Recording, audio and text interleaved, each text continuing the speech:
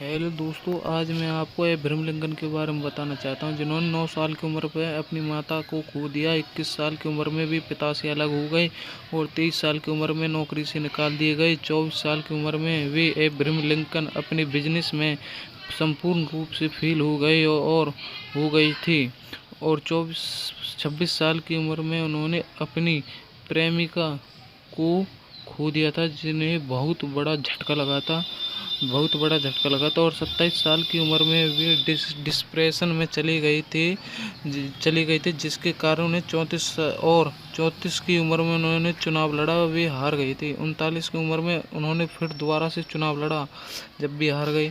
45 की उम्र में सीनेट का चुनाव लड़ा, फिर हार गई।